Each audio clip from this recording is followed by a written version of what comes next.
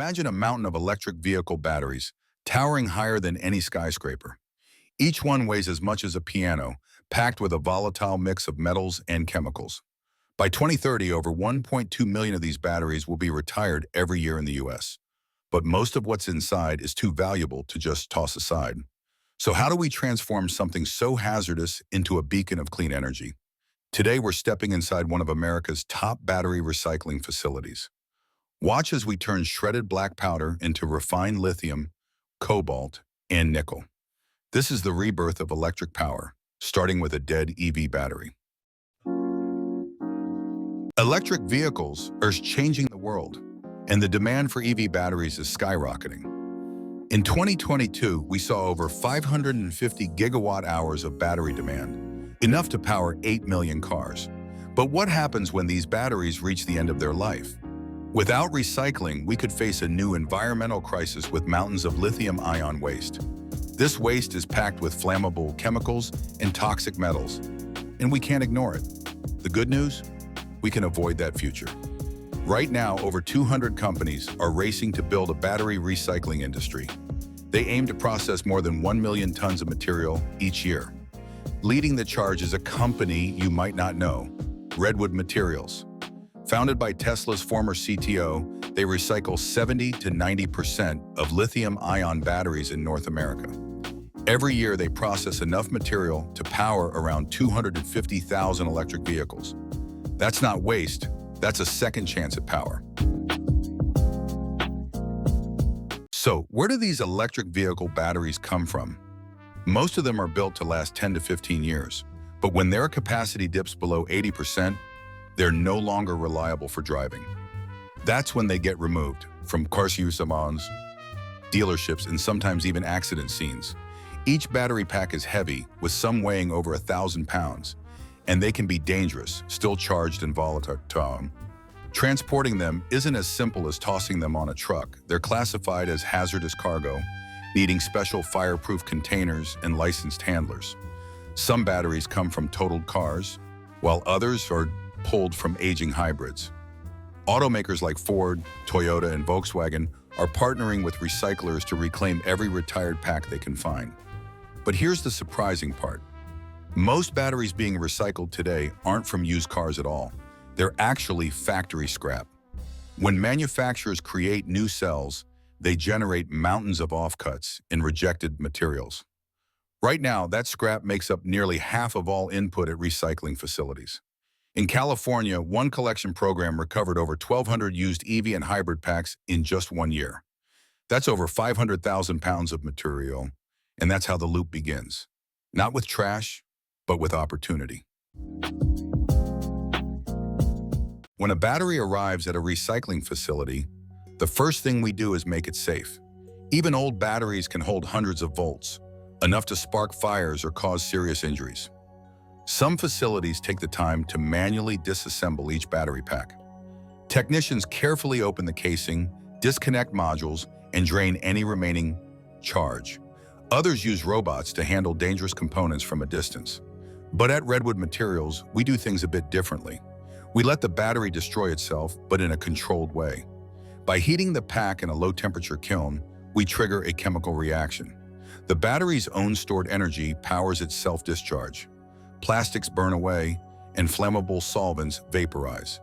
What's left is a brittle shell that's much safer to handle. Then we move on to the shredder. Massive blades rip through the blackened remains, creating chaos. Metal foils twist like ribbons, and plastic flakes scatter everywhere. At the center of it all is a dense, dark powder, black mass. This is the raw material for tomorrow's batteries, rich in lithium, cobalt, nickel, and graphite. It's dirty and chaotic, but it's exactly what we need for the next stage. To unlock the metals in black mass, recyclers turn to chemistry. In the US, hydrometallurgy is the go-to method, refining with liquids instead of fire. First, they mix the powder with acid, usually sulfuric, and oxidizers like hydrogen peroxide. Heated and stirred, this slurry transforms into a metallic soup. Next, impurities like aluminum and iron are filtered out. What's left is a solution rich in valuable ions: lithium, nickel, cobalt, and manganese. Then comes the selective extraction process. By adjusting pH and adding reagents, each metal is pulled out one by one. Nickel sulfate, cobalt sulfate, lithium carbonate, all separated and recovered. This process is delicate. Just a few molecules off can change everything. But when done right, recyclers can recover over 95% of the original battery's materials. Some companies take it a step further, keeping nickel, cobalt, and manganese together. This shortcut saves time, energy, and chemicals. And here's a fun fact. These facilities look like craft breweries. Instead of brewing beer, they're brewing the future of electric mobility. The result? Industrial-grade purity, nickel at 99%, lithium at 99.3%. And it all started with a pile of shredded junk. Once metals are separated and purified, they're ready for a transformation. This is where chemistry meets structure, turning raw elements into battery-grade materials. First up is the cathode. Recyclers blend nickel, manganese, and cobalt in precise ratios, often in a solution. They add lithium and trigger a controlled precipitation process. What emerges is a gray powder called precursor cathode active material, or PCAM. This powder is then dried, milled, and baked at high temperatures in kilns. The heat bonds the metals into a crystalline structure. What comes out is finished cathode material, the most valuable layer in a lithium-ion battery.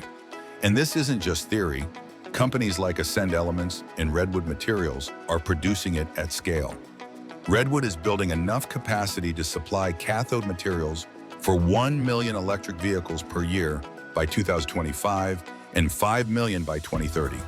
But batteries need more than just cathodes. They also need anodes. That starts with ultra-thin copper foil.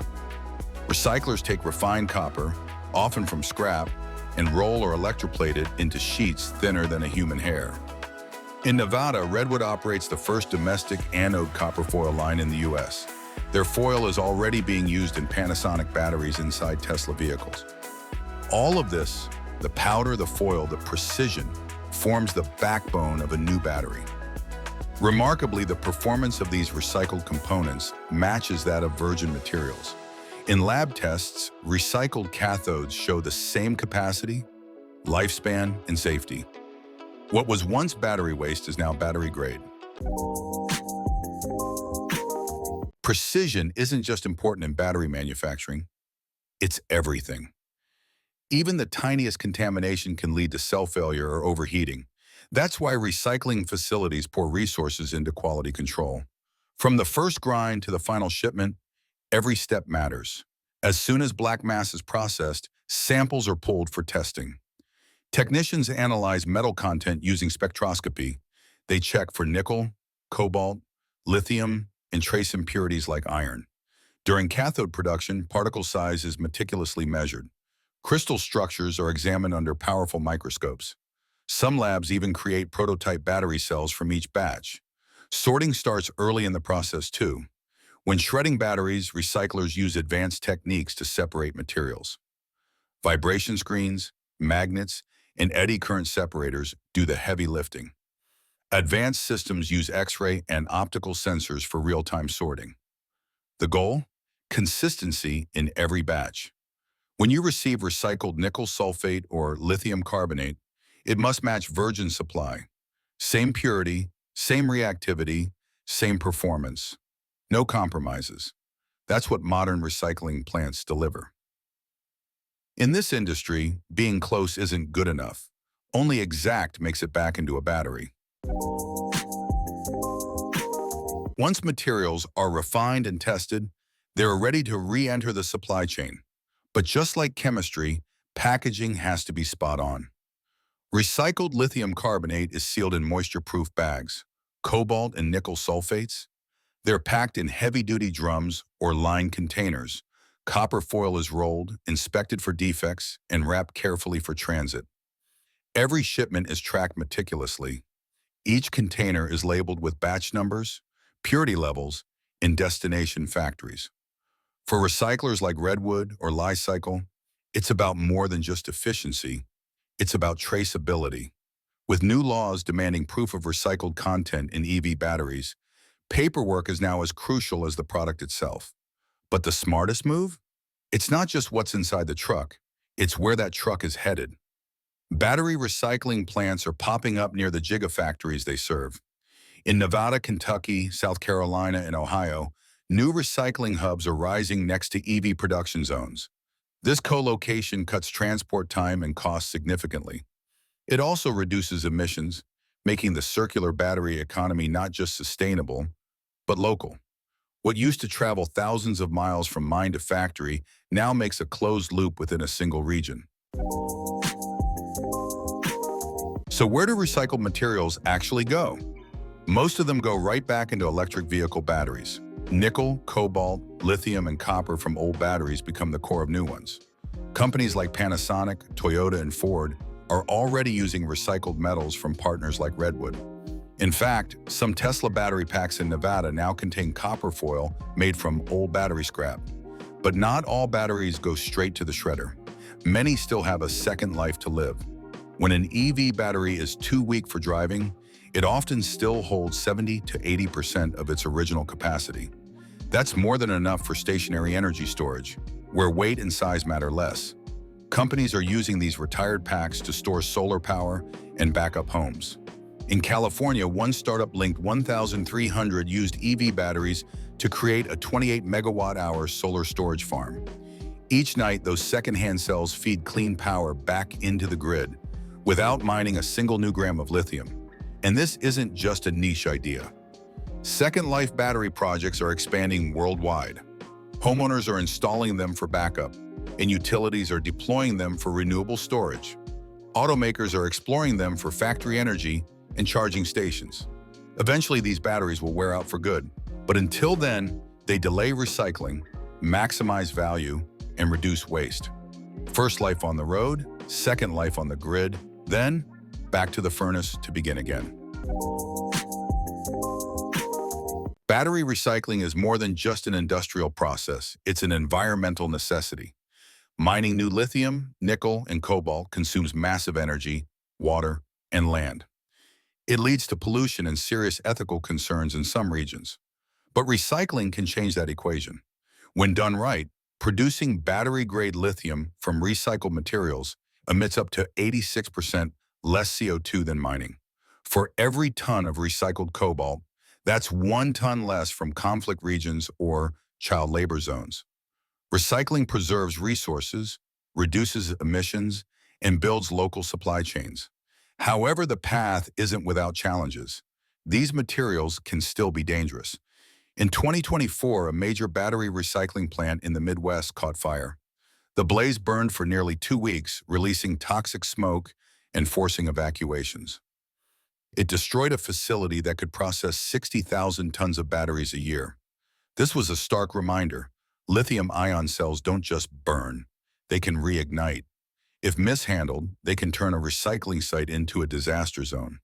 There are economic challenges too. As metal prices fluctuate, recycling margins shrink. Several major projects were delayed when lithium prices collapsed in 2023. Building and running these facilities is costly. To make them profitable long-term, we need scale, stability, and smart policy. That's where regulation comes in. In Europe and China, laws now require battery recycling and minimum recycled content. In the US, progress is slower. Federal incentives exist, but no national mandates. Some states are stepping up, while others lag behind. Still, momentum is building. Governments are funding new plants, and automakers are redesigning batteries for easier disassembly. Regions are preparing for a future where recycled material is the supply chain, not just a backup plan.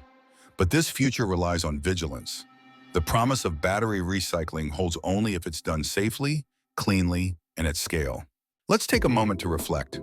We started with a mountain of dead batteries, bulky, flammable, and packed with rare metals. We watched as they were collected, disassembled, and shredded into a black mass. That powder journeyed into chemical baths, separating into cobalt, nickel, and lithium. We saw those elements transformed into new cathodes and anodes, tested, packaged, and shipped. And finally, we witnessed their rebirth, in electric cars, solar farms, and backup systems across the country. From scrap to power, from waste to value. More than 95% of a battery's metals can be recovered. With every cycle, we cut emissions, avoid mining, and create something smarter. This is the circular economy in action, and it's happening right now in factories across the United States. By 2040, up to 14 million EV batteries could reach end of life every year. If we recycle them all, we won't need to mine our future. We'll just reuse our past. So here's a thought. Would you trust an electric car built with recycled battery materials? Would you drive knowing your power came from something once discarded? Let us know in the comments.